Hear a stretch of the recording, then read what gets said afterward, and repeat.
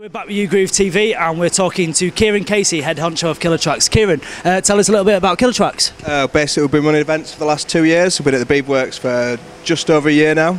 And we do psytrance, breaks, techno, hard house, which is from probably our main roots, really. Okay, so you've been going 2 years. What made you want to start doing nights? What made you start doing dance events and stuff? Because I'm completely stupid, probably the best one. And where have your influences come from for doing events and stuff? Probably just going to other people's parties and obviously enjoying the music, and been involved in production and DJ myself and stuff, and just wanting to get involved in the business side of it and put on good parties, really. Cool. So out of all the events you've done over the last 2 years, what would your favourite one be? Probably a Killertrax acid rave on New Year's Eve with dynamic intervention. That was probably the busiest event, and it was a real step in the right direction. What was the best highlight of the night? Probably midnight with dynamic interventions, midnight set, and just seeing the crowd go off it and just really enjoying what we do. Cool, cool. And so where would you like to see Killertrax go, say, over the next 5 years? Well, we have a new brand, Elemental Magic, which is looking after our psytrance roster and our psytrance and techno events. I'd really like to be pushing that this year and getting some festival time for the artists and stepping everything up, basically. Very good. So Elemental Magic is hopefully going to be your future projects as well, I take it? It's going to be one of the future projects, and there's obviously Killertrax is going to be pushing more down the hard house and hard dance route, so we've just been nominated for a hard house award as well. So, Any sneak insight into future events? We have a big thing planned on April 29th where the royal wedding is, so we're just working on that. There's going to be like a bit of a club festival with live bands and various projects, but I can't say any more at the moment on that. Cool, sweet, sweet. Kieran, thank you very much. We'll leave it at that.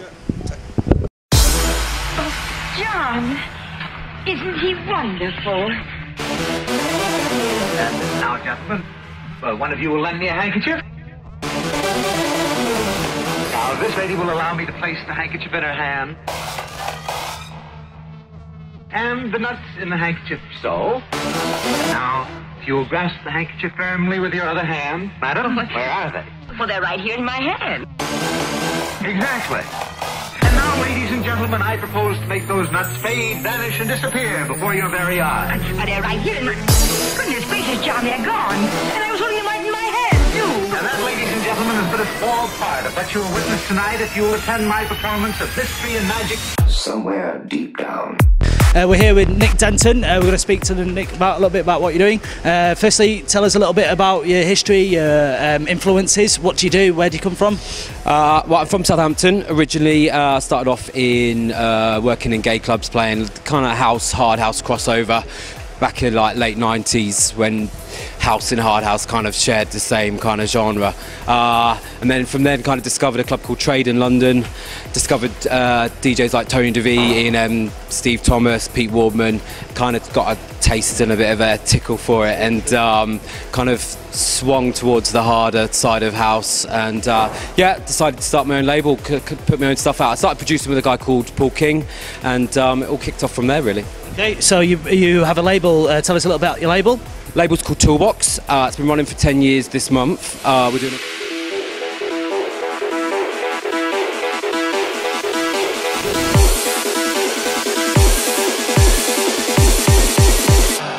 We're with tonight's headliner, John Saxon. John Saxon, tell us a little bit about yourself.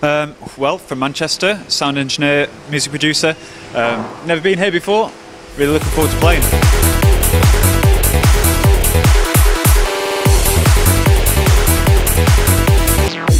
I see the two as very similar things, you know. You're performing on stage, you're performing for people with cards, you're trying to mess with people's heads at the end of the day, and we'll just see what happens tonight.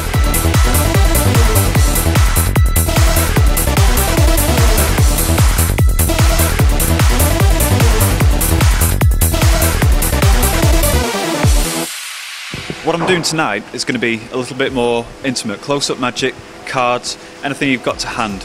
Really, levitations in your hand, mind reading.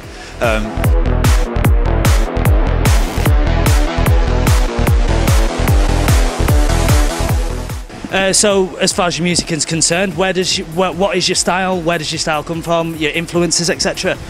Comes from hard dance, deviated into psytrance over the last few years, thankfully.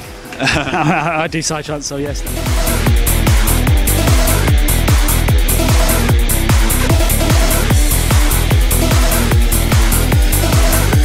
So an iPad is new latest piece of technology. How are you incorporating an iPad into your set? I bet everyone's interested, man. An iPad is basically just a really big mouse Okay, it's flexible. It's on a Wi-Fi network, and it transmits Wi-Fi data. Anybody with a bit of knowledge about MIDI signals will know that your laptop that's on the stage can be controlled by using these faders. You know, you send Wi-Fi signals, it gets transferred into MIDI, and that's what's going on there. It means you don't have to look like you're playing the, you're playing the keyboard or you're checking your emails. It looks stupid. You know, you've got your iPad, you're in the dance floor, and kicking it.